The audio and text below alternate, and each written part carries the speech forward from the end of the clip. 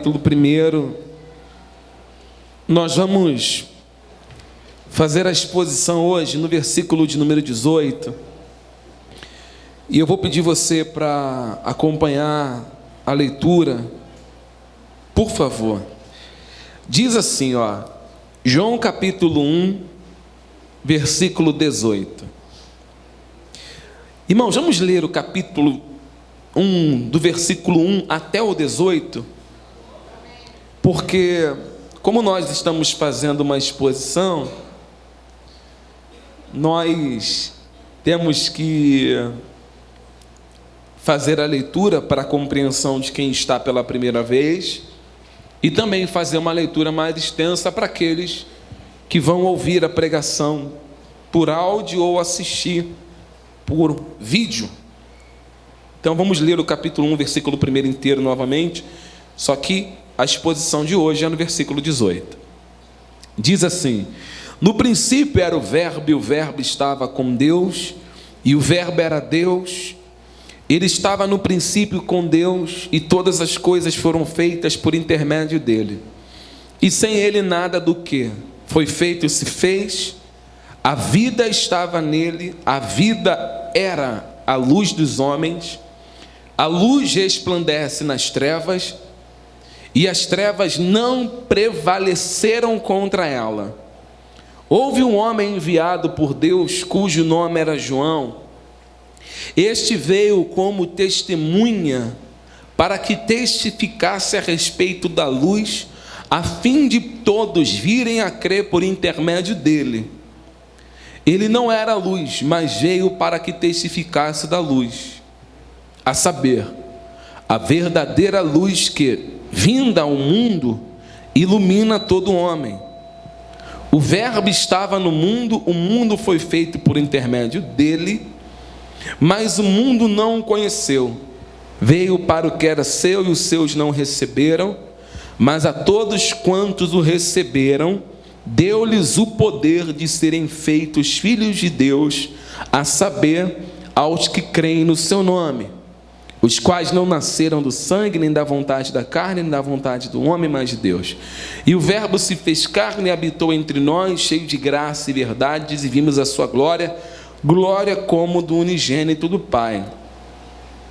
João testemunha a respeito dele e exclama: este é de quem eu disse, o que vem depois de mim, contudo a primazia, porquanto já existia antes de mim, porque todos nós temos recebido da sua plenitude e graça sobre graça, porque a lei foi dada por intermédio de Moisés, a graça e a verdade vieram por meio de Jesus Cristo. Ninguém jamais viu a Deus, o Deus unigênito que está no seio do Pai é quem o revelou. Amém? Vamos orar. Senhor, obrigado por tudo que o Senhor já fez nesta manhã de domingo. Te agradecemos, louvamos, glorificamos o teu santo nome. Pai, muito obrigado pela vida de cada filho do Senhor que aqui está. E agora, nós como teus filhos pedimos, suplicamos a Ti, fala conosco. Visita o mais profundo do nosso coração. Rasgue, Pai, a nossa alma por dentro e nos edifique à luz das suas escrituras. Que tudo seja feito pautado na sua palavra e que nada saia da tua palavra. E aquilo que sair da tua palavra, meu Deus, que seja rejeitado. Mas aquilo que estiver na sua palavra, que seja aceito, absorvido e vivido para a glória do seu nome. Em nome de Jesus. Amém. Amém? Pode sentar, por favor.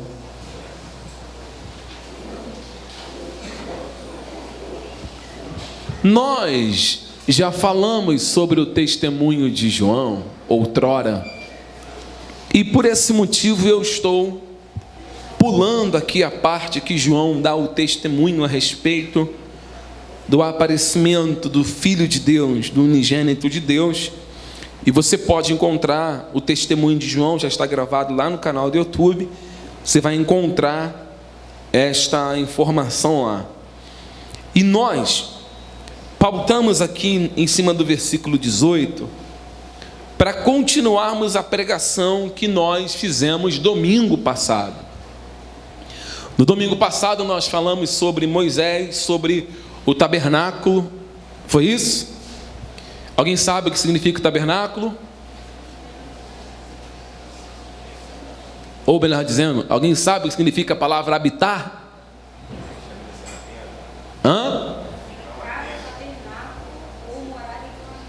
Fincar o tabernáculo ou morar em uma tenda. Anotou, né? Parabéns.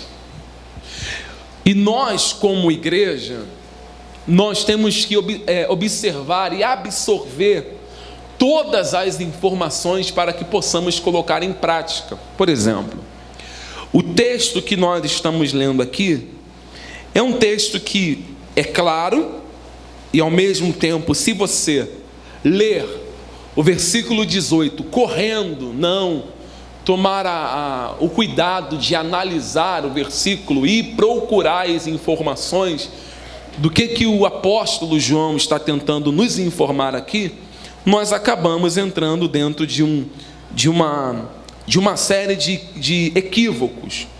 Então nós vamos aqui fazer uma exposição curta e ao mesmo tempo bem centrada em cima do versículo 18, para que fique claro as informações que nós vamos passar. Quando João ele diz que ninguém jamais viu a Deus, o Deus unigênito, que está no seio do Pai, a princípio parece que ele está entrando em discordância com alguns textos que a Bíblia nos apresenta. Parece que João está entrando em discordância com alguns capítulos da Bíblia. Por exemplo, quando nós olhamos para o capítulo de número 33 do livro do Êxodo, que nós falamos no domingo passado, nós encontramos nós encontramos Moisés, ele tendo uma experiência com Deus. Lá no capítulo 33 do livro do Êxodo, do versículo de número 18, 19, ele mostra que Deus se revela para Moisés. É claro que Moisés ele não vê Deus. Moisés ele vai ver a sombra, ou ele vê Deus passando de costa na fenda de uma rocha, e o próprio Deus vai dizer assim: farei passar toda a minha glória sobre ti, e logo após você me verá. E assim aconteceu. Então nós não podemos achar que é um equívoco quando João diz que ninguém viu a Deus. E realmente, ninguém jamais viu a Deus. Quando nós caímos e vamos correndo para o livro do profeta Isaías, por exemplo, lá no capítulo 6 do livro do profeta Isaías, nós encontramos Isaías num ano muito difícil da sua vida, que é o ano que morre o rei Uzias. O próprio texto fala isso. No ano que morreu o rei Uzias, Isaías ele vai para o templo, e no templo ele tem uma visão espetacular e aterrorizante, porque para o pecador, para o transgressor, para nós que somos embebedados de corrupção por causa da nossa natureza caída, ver o Senhor não é uma coisa boa, é uma coisa terrível. Ou ter uma experiência ao ponto de acontecer a manifestação de Deus, claro que pode ser dentro de uma teofania, ou pode ser dentro de uma atividade envolvendo a natureza, que eu vou ler com você já já, é uma coisa terrível para um pecador. E Isaías, quando ele entra no templo, eu vou ler com você a narração de Isaías, o que ele narra, o que o próprio Isaías vai falar quando ele tem essa experiência. O capítulo de número 6 do livro do profeta Isaías, vamos abrir por favor, Isaías capítulo 6, vamos abrir aqui, já já eu volto no Evangelho de João. só para questão de informação, em cima do que nós vamos falar nesta manhã de domingo. Isaías capítulo 6, nós vamos ler o versículo 1. Diz assim: no ano da morte do rei Uzias, eu vi o Senhor assentado sobre um alto e sublime trono, e as abas de suas vestes enchiam o templo. Para aí. Você observa que o que Isaías está tendo aqui é uma visão. Ele está dentro do templo, e para quem sabe, o templo, ele é um lugar que tem uma cobertura. O templo, ele não era descoberto. Então Isaías, ele tem uma visão espiritual, ouça, muito profunda.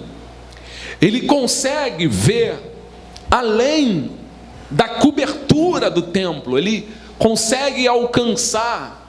A visão dele é tão maravilhosa que rompe com o céu atmosférico, que vai romper com o cósmico, vai romper, ele vai conseguir ver o Senhor assentado no alto e sublime trono.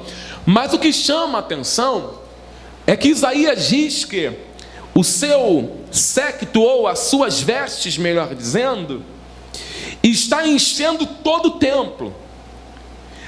A presença de Deus inunda aquele lugar, e Isaías não vê só Deus no alto e sublime trono, ele não vê só as vestes que enchem o templo, ele também vê miríades, ele vê também anjos, serafins. Versículo 2 diz: e serafins estavam por cima dele, para mostrar, provar, que ele não está tendo uma visão só das vestes no templo, ele está vendo aquilo que está acontecendo acima do Deus Todo-Poderoso.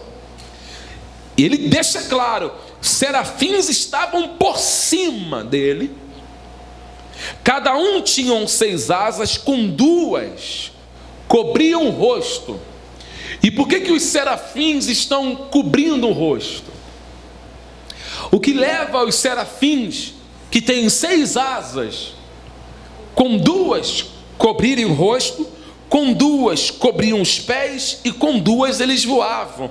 Outro dia eu trago aqui, faço uma exegese a respeito desses três parentes que eu vou colocar assim: cobrir o rosto, cobrir os pés e voar com as 2. Outro dia, porque senão nós vamos tomar muito tempo.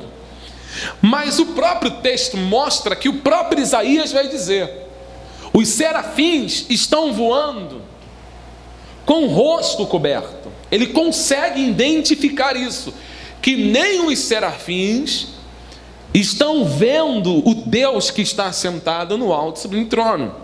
Versículo de número 3: e clamavam uns para os outros, dizendo: santo, santo, ou Kadosh, Kadosh, Kadosh, é o Senhor dos exércitos, toda a terra está cheia da sua glória.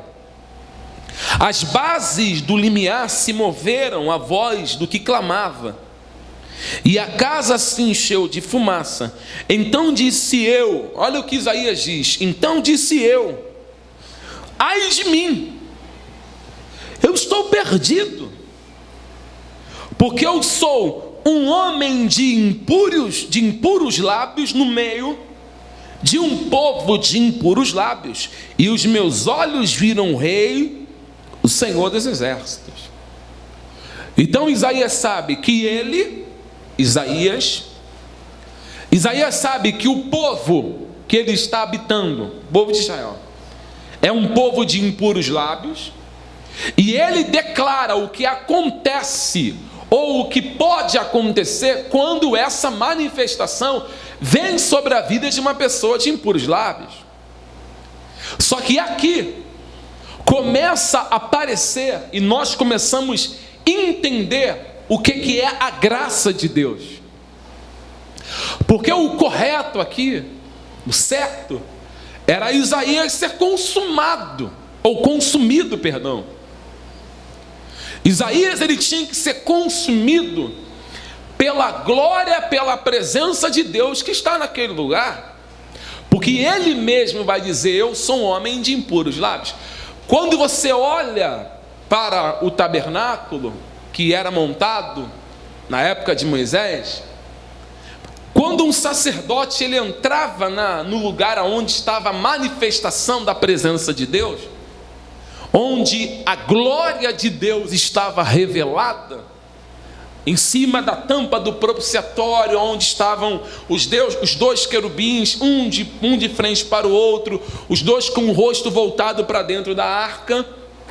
Quando alguém entrava neste lugar, e este alguém entrava com o pecado, ele entrava sem a expiação, ele entrava de qualquer maneira, não tinha nenhum tipo de regalia ou tipo de absolvição. Pelo contrário, se o sacerdote ou o sumo sacerdote entrasse no lugar onde era oferecido ou espargia o sangue sobre a tampa do propiciatório para que o povo pudesse ser redimido de pecado, se ele entrasse em transgressão, ele era consumido na hora.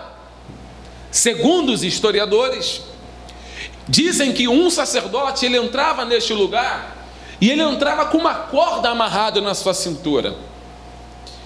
Ele entrava e se porventura ele morresse lá dentro, ele deveria ser arrastado de dentro para fora com essa corda. Ele levava alguns sinos pendurados nas suas vestes, para dar a entender que ele estava com vida, porque à medida que ele se mexia, o sino balançava e conseguia entender que ele estava vivo. Coisa ao contrário, se não houvesse nenhum som, dava-se a entender que ele tinha sido consumido. Então ele era puxado para fora por esta corda, ele era tirado deste lugar para fora, e ninguém poderia se atrever ao entrar naquele lugar para tirá-lo. Então a manifestação de Deus é uma coisa muito séria.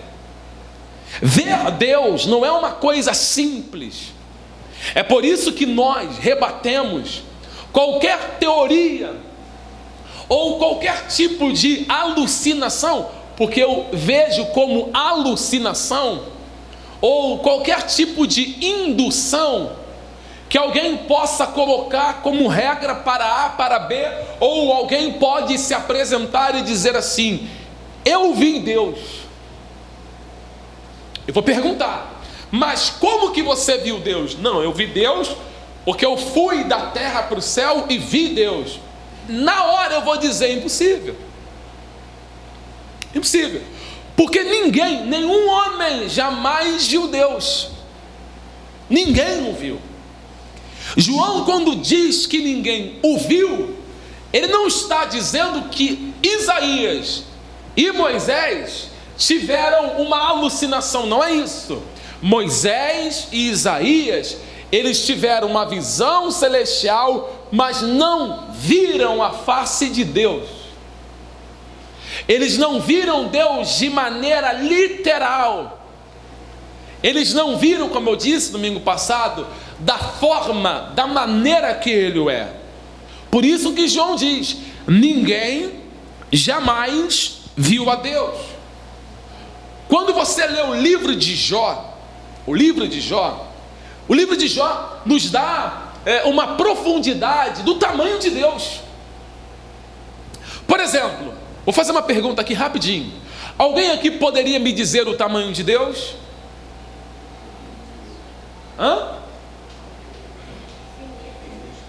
É infinito. Jó, quando ele fala a respeito de Deus, e ele narra também a respeito da criatura, ele apresenta um Deus que não dá para ser medido. Por exemplo, livro de Jó capítulo 11, vamos abrir aqui por favor. Livro de Jó capítulo 11.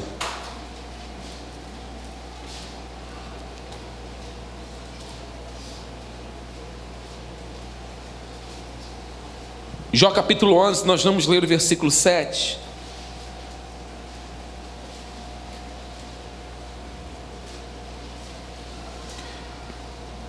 Quem encontrou, diga amém. Diz assim, porventura desvendarás os arcanjos de Deus, ou penetrarás até a perfeição do Todo-Poderoso? Como as alturas dos céus é a sua sabedoria, quem poderás fazer? Mais profunda é ela do que o abismo, quem poderás saber? A sua medida é mais longa do que a terra e mais larga do que o mar. Se ele passa e prende alguém e chama a juízo, quem poderá impedir? Jó coloca Deus, estou em Jó 11, 7 e 8. Jó coloca Deus numa condição de infinito, tanto a sua sabedoria como quem ele é. Quando Deus falava com o povo de Israel, Deus não descia na forma de homem e falava com o povo. Deus falou com o povo de Israel de muitas maneiras. Quem está me ouvindo, diga amém. Amém. Presta atenção, já estou entrando na mensagem. E uma das mensagens que Deus, da forma que Deus falou com o povo de Israel, foi através do fogo. O livro de Deuteronômio capítulo 4, vamos ler, nós vamos ler bastante hoje. Eu estou correndo por causa do tempo. O livro de Deuteronômio capítulo 4, primeiro, Deuteronômio capítulo 4, versículo de número 12, eu vou pedir você só para ir rapidinho, para que possamos ler. Deuteronômio capítulo 4, versículo 12,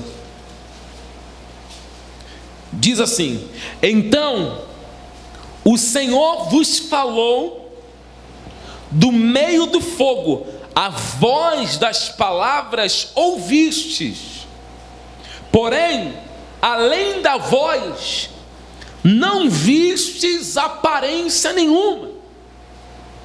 Então quer dizer, o povo de Israel, os filhos de Israel, eles são exortados à obediência, eles são exortados por Moisés, eles são exortados até por Josué após a morte de Moisés, mas quando Deus vai falar, Deus falava com eles do meio do fogo, como falou com Moisés do meio do fogo, naquela sarça que não era consumida. Você vai encontrar na história bíblica teofania, vai encontrar. Você encontra isso lá nos carvalhais de Manre, quando Deus, em uma teofania, segundo os estudiosos, se apresenta para Abraão. Você vai encontrar, mas ver Deus como ele é, nenhum homem nunca viu. Nessa teofania que Deus se apresenta para Abraão, você não vai encontrar fogo, você não vai encontrar a consumação de quem o vê, não é isso, é uma teofania. Agora, o Deus, do jeito que ele é, nenhum homem viu, ninguém jamais contemplou a forma que ele é, do jeito que ele é. Alguém pode dizer assim: ah, mas se é uma teofania é Deus. Eu estou dizendo Deus em essência, do jeito que ele é, da maneira que ele é, em poder, empoderado, com glória, cheio da presença dos três nele. Isso não, ninguém viu dessa forma. Ninguém olhou para o Pai e viu no Pai o Filho e o Espírito. Ninguém viu o Pai. Somente um viu o Pai. E esse um que viu o Pai era o próprio Deus, que é o próprio Espírito. E esse único que viu o Pai é o único que pode falar do Pai. E é o único que pode revelar o Pai. Nenhum outro pode falar do Pai porque nunca o viu. Então quem tem propriedade para falar do Pai é só quem viu o Pai. Então quem nunca viu não tem propriedade para falar. E como que o pastor tem propriedade para falar de Deus que é o Pai? Se ele tem o Filho é o próprio Pai. Aí ele fala do Pai com propriedade porque ele conhece o Filho que é o próprio Pai.